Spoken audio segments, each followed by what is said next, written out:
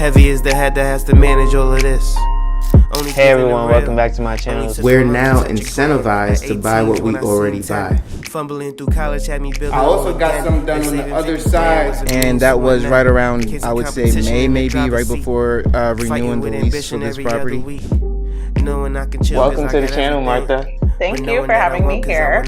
Oh, I was going to say, I am getting up there in age, I'll tell you what. Bills paid by other people, life was never this good. I had to step back, knowing that it's... Hey everyone, welcome back to the channel. So today we're going to talk about the most important thing that is necessary when getting a new contract, when starting a new job, maybe even in business in general. So we're talking about negotiation skills. This is super important. Whether you start working for the government, whether you're negotiating a new salary for yourself, or whether you're about to start a new job and you're looking at the pay scale for which you can start that position. So I can tell you from experience that when I've interviewed for certain positions, the way that I would articulate myself and the things that I've done, dealing with escalated issues, having like that managerial experience that is necessary for that next tier of money and compensation. A lot of the times, employer would not ask how much did you make prior, but more so they would ask how much are you looking for. This is very important because it also gauges how much you're currently making versus what they may be willing to pay you in order to get you to switch and transfer over. However, in one of my interviews for a job that actually was paying the most out of all the jobs that were considering me, the actual employer asked me, how much do I currently make? Ironically enough, their base pay was more than my pay already. So I figured that they thought they can get away with paying me the base. Now, obviously, I'm not someone who's going to tell you to lie. I absolutely told the truth. But when they did call me with their initial offer, they called me with a base offer, obviously, because they knew what I was making, they knew what I was earning, and so they figured, hey, because you're already making X, Y, and Z amount of money, we can pay you the base to get in the door. This is what we typically start at, is what they told me, which is obviously not true. Based on experience, you can earn more. But I'm sure that with my experience, I was more attractive to them because I was already making less than their base. With that being said, instead of saying, hey, I know that you can pay X, Y, and Z based on the range and I have the experience to get there, a lot of the times because they already know what you're earning, they feel almost disrespected that you're now looking for more, even though you're more than qualified for the position. So it's not necessarily based on what you can do for the company at the time, because that's what they're hiring you for. They're hiring you based on what they already know you can do. Now I brought up the issue of, hey, this is a lot further than my previous job. There's more expenses because of that, right? Now I understand that in this job market, there are tons of candidates that may even be willing to work for the base. And so it's not about arguing with someone, because I can even hear the tone as soon as I started talking more in depth of why that number would not be good enough for me. I can already hear in the tone, you make X, Y, and Z. They didn't say it out loud, but you make X, Y, and Z. Why are you expecting more than what our base is? And I said, hey, I deserve this much due to the fact that my traveling would require this much more time, this much more, travel time, this much more time away from home. And obviously time affects everything within your daily life and routine. So they did take that into consideration.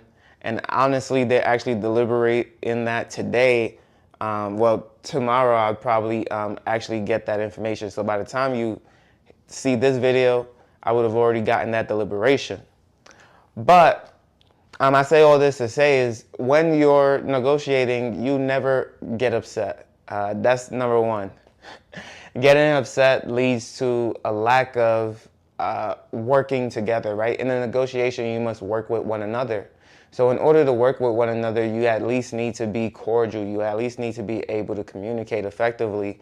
You at least need to be able to keep the conversation going smooth to where one side does not feel disrespected or taken advantage of. And so when stating your case, they need to feel your talking points versus feel as though you're just trying to get a one-up on them, be greedy, or is it just for your sake? No, you want to make sure that they're actually supporting you. They know that more money would support you, but in turn, everyone wants to be able to help one another, especially when it's not their money specifically. So you want to make it seem as though they're truly helping you versus you being greedy. Now,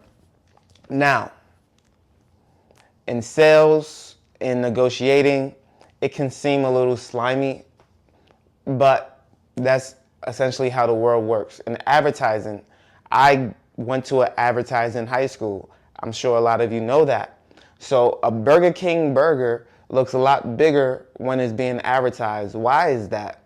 It's because the burger itself is actually not cooked, right? It's not cooked, and so it looks a lot bigger. It's not flattened down. The juices haven't been rendered, all that stuff. So the burger is not cooked. What do they actually do to make the burger not look pink? They actually paint the raw burger so that it looks bigger than it is, right? So they paint it to look like it's been cooked. And then the lettuce, they find the most fresh lettuce. They find a nice thick tomato. They get the condiments and just kind of have it drip on the side a little bit. They slightly melt the cheese and place it right on top. And everything is actually held together with a little stick that you cannot see. A stick holds it together. They find the perfect angle to get that cheese drip, and boom, that is the camera shot. The camera shot is an uncooked burger with cheese that's not actually melted, painted on to look thick, big, and juicy. But in reality, you get this flat burger that's been sitting in a little container that they pull out, use their gloves, and put together with cheese that's been microwaved or of some sort or under some hot heat lamp. And your condiments come in little ketchup packets or in a bottle that they just squirted out and put together for you. So in advertising, you can say, hey, I've been bamboozled, I've been lied to. But in all reality, they still handed you a burger. And then you'll see things like actual image is not the same as what's in the container, or actual image is not the same as what you'll see in stores. You know, things like that, which convey that what you see is not reality. What you see is not the truth. And so whether it's advertising, whether it's sales, whether it's whatever it is, you understand that there is a little bit of truth with every sale, with every negotiation, with every advertisement, but there's also a hint of this deception and lies that's being told. And sometimes your mind will play games on you. I was just talking to my best friend about this the other day during my birthday, which was yesterday. So subscribe to the channel if you're supporting me and my birthday from yesterday. I told my best friend, I said, hey, you know, when I went to the car dealership, I'll shout them out, Great Lakes Hyundai. Listen, I tested out a Kona. It wasn't what I wanted. I wanted an electric vehicle. The Kona was not electric, but it was still cheap. So I said, you know what? It's a bigger car. It looks nice. The ladies would love it. This might be something that I'm willing to invest in. Hey, if you want to do this deal right now, today, I'm willing to do it. I drove it. I felt good. But you know what the truth is, what the reality is that when I didn't do the deal because they didn't want to take my offer right on the spot and then called me back later trying to accept my offer, when I actually got back in my car and drove my vehicle, I was shocked. I said, whoa, my car drives just as good. What was the allure of that Kona that grasped my attention? Was it the fact that I knew it was newer than my vehicle? Because when I'm driving my older vehicle, I felt just as good. I felt A-okay. Nothing was off. Nothing felt suspicious at all. And so you realize that a lot of the times you'll pay a lot of money for things that you don't need, that you don't want, and that you're not really interested in. Hey, I wanted electric and I got gas. I'll be right back in a couple of years because, hey, I still want an electric vehicle, right? So it's like, am I really doing myself a favor by getting that vehicle? No, right? I was deceived because it wasn't electric to begin with. But while my negotiation broke down, it allowed me the chance to gather my thoughts. It allowed me a chance to recharge and rethink what was going on. I wasn't desperate. I wasn't in desperation. Neither are these employers when they're looking to hire you. And so they brought you to the table because you offer some value. Let's help each other versus being at each other's throats. Because what's going to happen is that deal will not go through, and then they'll ride it out with who they already have or who they are looking to add on that is willing to accept their price. And then you end up driving the same old vehicle, although you have no problems with that, working the same old job, although you have no problems with that, while they're off to the races doing what they do best, right? Finding that middle ground allows for growth on both sides. Let me help you so that this doesn't fall apart, so that this doesn't break away. Because I almost absolutely guarantee it is not worth it to lose an employee or lose an offer over 50 cents, 25 cents, or $1,000, depending on what deal or structure is being hashed out and made.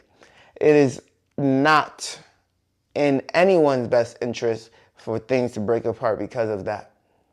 And so I say all that to say, I own businesses. I own real estate. I've had a property manager who took first month's rent, who took 10% off the top. I've had cleaning crews who have to clean the property to get it turned over. I've had construction workers who had to cut down trees, who had to do new siding, new stairing, all these things, fix, repaired washing machines, broken sinks, all these things. So whether you're contracted for an hour, contracted for a day, or contracted for the course of a lease or a year, they're still working under me. And it's not always let me find the cheapest person for the job. Sometimes it's let me find the person I trust most to do this job. And a lot of the times the people you trust most won't be the cheapest, but it doesn't mean that they'll be the most expensive as well. And so through failed negotiations as well as successful ones, I start to understand where I fall within the dynamic of society, within the dynamic of the job market, and I'm able to then best position myself to explore my options as well as support those to the best of my ability. And so when I tell you the biggest key to success is being able to negotiate for yourself, it absolutely is. Because once you negotiate, once you get yourself in the door, then the hard work, then all those other traits that allowed you to be in the position to even interview for the position are now going to come into effect, right? They're going to want to see the work ethic that you distribute. They're going to want to see all the things that you're able to do for the company and business. That is what they're looking for then. But if you fail to negotiate early on, you may be stuck where you're in that position mad about 25 cents, mad about 50 cents, that although you've been productive for 11 months out the year, this 1 month, they're getting all over you. They're getting on your case. They're trying to tell you that you're not who you've been for the last 11 months. And that can be very, very distasteful. That can be very much a turnoff. And so don't be in a position where you're now angry over this amount because you didn't negotiate properly initially to where you could have been much more better off. Now, if you like this video, make sure you leave a like, comment, and subscribe to the channel. If you don't believe negotiating is the biggest key to success, let me know what you think is in the comment section down below, and I'll be more happy to entertain that as well. Peace, love you all, and I will see you in the next one.